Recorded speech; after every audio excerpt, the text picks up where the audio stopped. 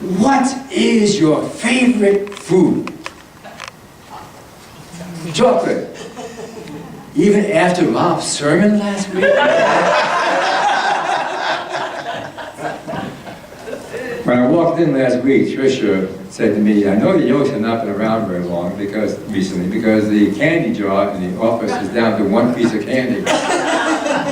So when service is over, I wanted to rectify that. So I ran down in the car to my favorite place to get candy, Rite Aid. They always have something on sale. I got into the store, I reached into the bin, I grabbed the chocolate, and was overwhelmed by guilt. Thank you, Bob. But I did warn people that that guilt tended to dissipate during the week, and it did. So this past week I bought some more candy and it's sitting in the bin. A nice try, Bob. Moderation. What else is his favorite food? Cheeseburger. Pizza, cheeseburger, lasagna, ice cream, tacos. Yes. Ah. Anything else come to your mind as being what you really, really enjoy? I've got some of my favorite foods over here in my box in the back.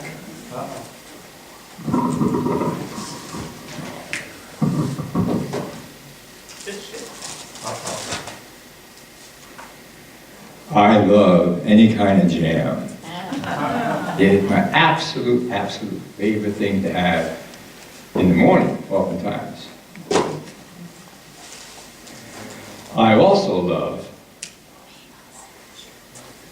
syrup. You can guess where this is going, right? I like lots of sugary things.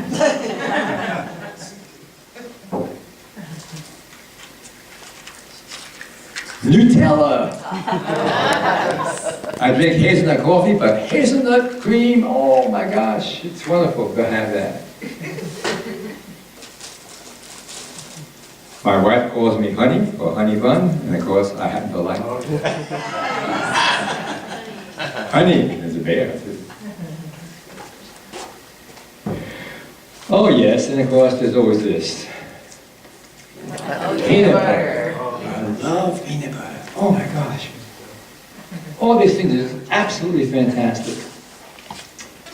And here, almost next to last thing, I love butter. Butter. I love butter. And in honor of Ram, I love health food. It's dark chocolate. What do all these things possibly have in common? Well,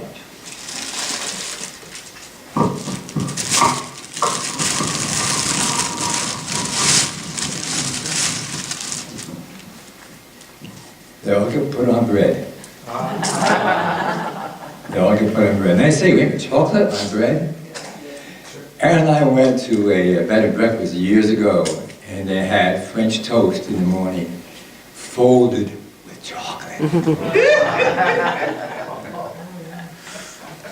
But I learned a long time ago by somebody in the restaurant business that good bread needs nothing on it. That good bread in and of itself is tasty enough. You don't have to have any of these trappings in order to make it delicious. I see a lot of people agreeing with that. The last verse that Tricia read today from the Gospel of John, I am the bread of life. That bread that is promised to us helps us to put aside all the other things in life that have so much less value.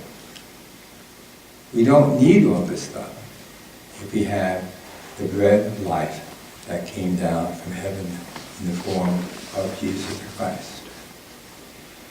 When you look at the Gospel of John, my goodness gracious, it's a busy gospel, But it focuses on the fact that Jesus was from the beginning. Even before he was in human form, the idea of humanity that was in the image of God was there in all of creation, in the cosmos. The Bible starts not with the birth of Jesus, no wise men, no shepherds, no angels' voices, not even a story of Jesus as a 12-year-old in the temple. But it starts off with, in the beginning was the Word. And the Word was with God. And the Word became incarnate. By that, the theologian who wrote John was talking about Jesus the Christ in human form. The light came into the world, also a metaphor for Jesus. But the world did not take time to recognize it because there were so many other distractions. Many other things that they thought were so important to add to the joy and beauty of life. They missed out on what was the real thing, the real important thing. As you go on in those first few chapters of the Gospel of John, there are so many instances of new thoughts and new teachings that we never even put together, I think. In the second chapter of John, Christ attends a celebration, a wedding feast. And there his mother says, you know, we've run out of wine, we've run out of that good stuff. And Jesus' presence at that wedding was able to turn water into wine. Now, symbolically, that could be interpreted in many, many different ways. Also in the Gospel of John, third chapter, we meet Nicodemus, a Pharisee. Had so many things in life, Nicodemus. He was a leader of the Pharisees. Had it all going for him. We'd all be proud to be like Nicodemus. But he saw in Jesus the bread of life, something that was missing. And he went to him and said, how can I achieve this? How can I be born again? How can I understand? And in the journey, it wasn't easy for him. But at the crucifixion of Jesus, there he was, offering to help take the body down and bringing Jesus into a tomb. It was not going to be his final resting place, but just a place for the cadaver, for the outside frame of what was the presence and essence of God in Christ. In the fourth chapter, we come across the story of the woman at the Samaritan well. And what does she say? She's trying to draw water, and Christ breaks down all those rules about how you should be communicating with a woman in public, midday. And she says to him, you know, I'm here to gather water because the crowd's not around, and I'm not really highly respected by people in the community. Jesus says, I will give you the living water. And she says, yes, I want that. So, bread and water, or water turned to wine. All through the Gospel of John, we find these images, these very powerful images of the power and presence of Jesus in our lives. We get to the fifth chapter, and there's the story of the feeding of the 5,000. I like John's version for one simple reason, because it starts with a small boy with 2 fish and 5 loaves of bread. And one interpretation of that miracle is simply that when the disciples could not fulfill the needs of all the people that were there, one person being willing to share, one small boy being willing to share, brought about a miracle when other people began to share. And before you knew it, they had enough for everybody, because they weren't hoarding, they were not greedy with what they had brought for that event. And then in the 6th chapter, we get to today, Jesus is a bit rough on those who've come out. He says, I know why you're here. Looking for signs, right? I know why you're here. Because you had your full of the loaves of bread. You had your full of the loaves of bread. And so often people misunderstand, even today among different churches, and among different faiths, that the bread of life that has come down is not about having all the bread you ever want to have, eating all the things you want to possess in life. Whether it be physical things like a house with many rooms, 6 bathrooms, 12 bedrooms, tennis court in the front yard, that's not what life is all about. It's not about having a pantry full of food that will last you for 3 months in case there's some kind of a power outage. It's about every day experiencing the bread of life. As in the Lord's Prayer, Lord, give us this day our daily bread. Give us what it is that we need to survive, to have the essence of how we can live your life as your children. And so he says, I am, again, the living bread. Whoever comes to me will never hunger. Whoever believes in me will never thirst.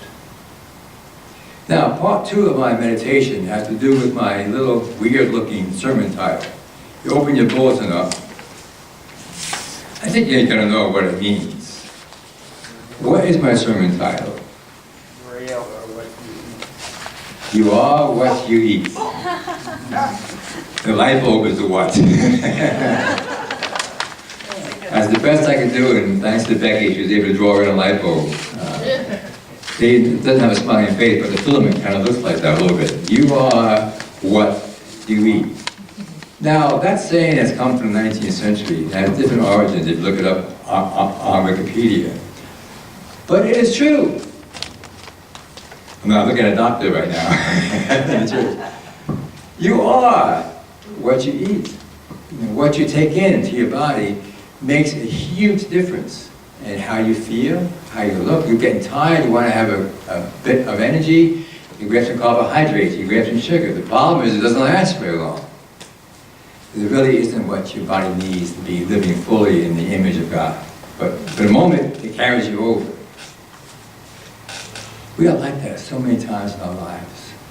We just grab onto things that help us for the moment, but it's really not the long haul. Now today, I encourage you to become what you eat. Not in the coffee hour, which may be later on. What you're going to eat right here in the sanctuary. You're going to take a small little piece of bread. We have gluten-free and regular. You're going to take a small dip into a chalice. Commonly putting your hand into the bread into the chalice. Watching to keep the fingers out, please. You're going to take that. That's the symbol of the bread of life. That is the symbol of the blood of Christ. The essence of life. Blood is the essence of life. Now, as you receive that symbolically, your body's going to take that in. It's going to be part of who you are. Not just that small morsel. Not just that small little dip of the juice. It becomes part of you. I'm asking you to see that. You become living bread. You become the light that's come into the world. You are part of God's plan. Don't sell yourself short for the kind of things that sometimes we think about when it comes to bread itself.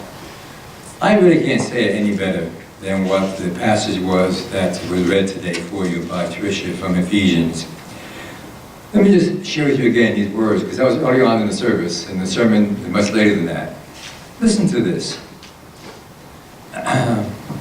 I, therefore, the prisoner of the Lord, beg you to lead a life worthy of the calling to which you have been called, with all humility and gentleness, with patience, bearing with one another in love, making every effort to maintain the unity of the Spirit in the bond of peace. There is one body, one Spirit, just as you are called to the one hope of your calling. One Lord, one faith, one baptism, one God of all, who is above all and through all and in all. We have many different gifts, and Paul goes on to list some of those gifts. But speaking the truth in love, we must grow up in every way into Him who is the head, into Christ, from whom the whole body, joined and knit together by every ligament with which it is equipped, as each part, working together properly, promotes the body's growth and building itself up in love. I think I survived 40 plus years in the ministry as a pastor because somebody early on in my ministry, when I would get upset, pastors get upset? Did you know that? Yeah, we have emotions, and there are times we get upset. Helen knows that. Where's Helen? She knows that. Mom's the word. Hey, I won't tell you don't tell on me. Fair deal. And here's what I was told.